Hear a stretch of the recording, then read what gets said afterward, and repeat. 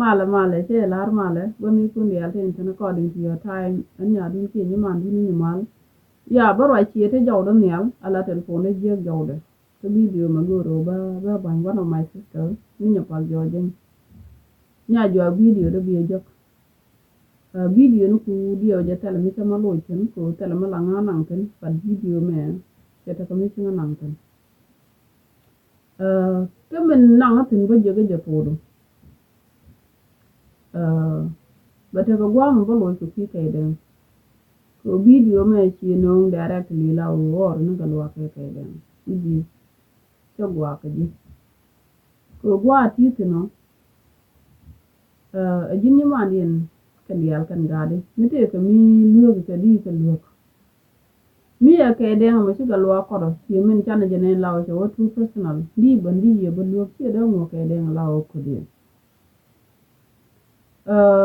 jin chi la ro te ga pan community ko tan community ni sore ti la mo ga lat ko kwit ko community mi da goro ba lor be kun ko wat ni community ga juk la bi ba ngwa ba ga balat ko kwit the community ga jak ba ngwa ba ka ban kun ko wat according to your statement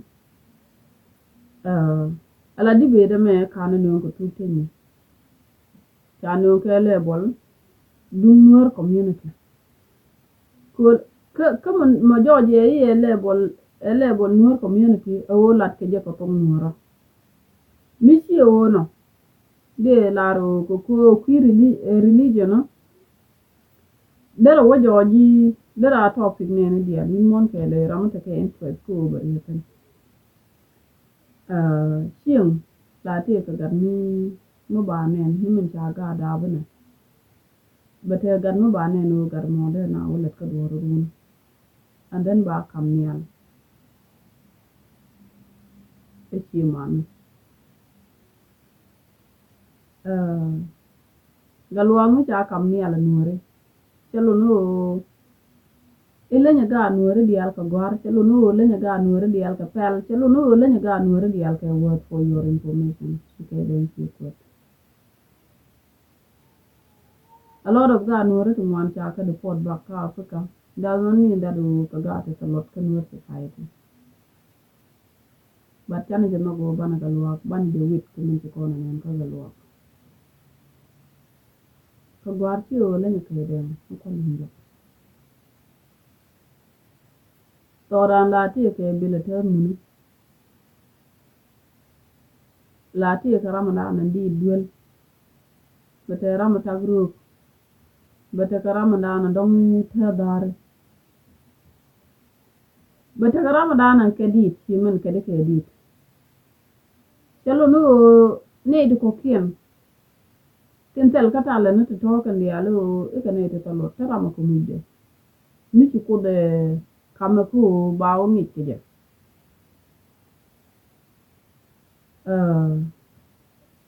ko kwigo la rio ite ko community ni mala la mo ko kwi community ga ja ci ken ga ko Facebook ko ga jiok te ka ne ti ta bidatin ti ci randu man kwi ko Facebook the same as ga ja ci ka kan ya ta bidawo some of them ka ko Facebook galwangu bi je ban wor ke ga ja adwer galwangu bi je ban wor ke ci chani do te ko gwa mi di galwangu bi yo wor mi minang galwak ka tiya ga jinya pak jinne mud galwak da gwa da yes is right anyok mi te jojo e chiego ma chiro da je ke galwago di show up as ni man galwak with the reason kadang sida chumal bani jin go ko di ga dong di ban guro di ye lo ke nyam mori galwak ke o di sin tan galwak ke galwak ke galwak kwal chai ke galwak wal pal chai ke galwak wal diet e galwak mer community tele mi ci nuer community ci na dal jo galwak bi chen chan bi ku le ban wo to ga di ga da kana no to anyok ke de nge wut ni chi ga lo mu te ga malat kana azo wuni de kana lat the same chiri chi ta da nan cha respond ke je mag the same word me mi chi la do e mo ne ti salot la cho li ga le ke de ni i ram salot mi chi o kam jin ken wuni ki ko ka friends de mag de respond ga lo ki te je ti ta ku mi je na ka bo mo e bi an je ga lo ga te ko mi di mi te ga lo mi je this language men gorian Galwag is my brother. Kaden is my brother. Ana Ganwar Muradian is my brother. But I don't teach him to learn.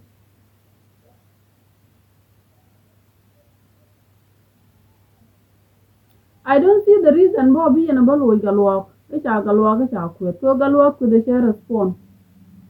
And it's a Kaden say, whether word you and I'm doing word you and a queen or the tongue normal.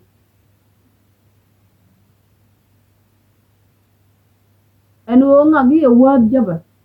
Mulud word jabber jackatung nora, and a queen or them. No, the can I Kaden can I quit, can I quit the can I short. Din mi tiga too personal, mi tiga personal issue yene kaiden. Kyo non ko joga luok. Mi tiga personal issue bo yene ga jiok. Kyo non ko joga kaiden. Wuni ya duwa mura diyan mu buwa mara kaje. An me ba ka media. Ababan ka media ababan kwita na chin mi ga jiok kwita. Mi de nyaminya ga ja mu ngot kwa da manta. Ngoda kwa da manta ga tala rama kana jogo. Ka ga jak. Ka ja ababan wato run iya te ga jak. Kani an mama chango no ga media che ban kwita na. Kira mo do dien che bi shugo ni yo. Iya te ga jak. Kita da nan kwala gwe ke because they have the iya ga jok. No. Another auntie ke right ko bro de kan. Dia ji jogi shi kai den che jelaka. As a sister di luong ka kan ga da ro.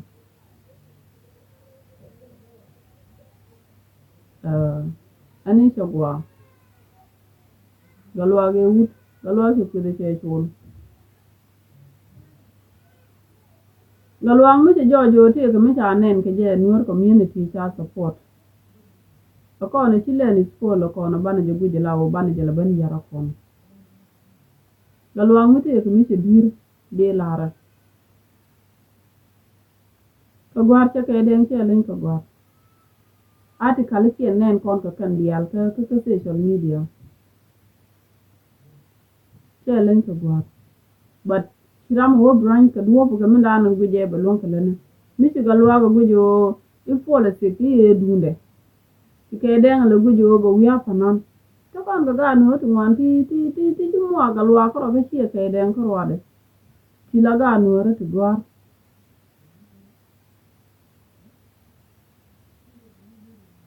kada kan ke wisdom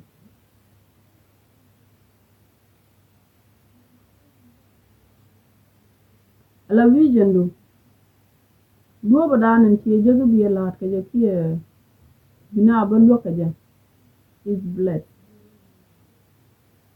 ana ran te ga mi ko da kamen ter ga min tela ba ngi je win mon ki ba lo win mon telo no ne to ko ki ne ci ka ne to solo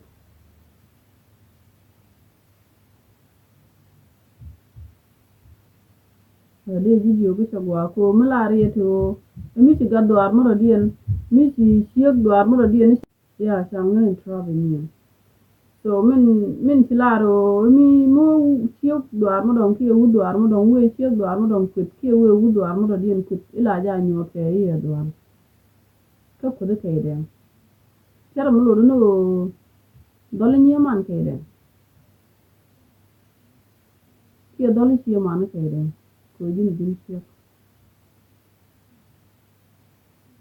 de ji ko chagwa Ngeji o chichiek dwar mo dong chede jien be u dwar mo dien be kwet for no reason you have no right ko di ke deng di yo kwet.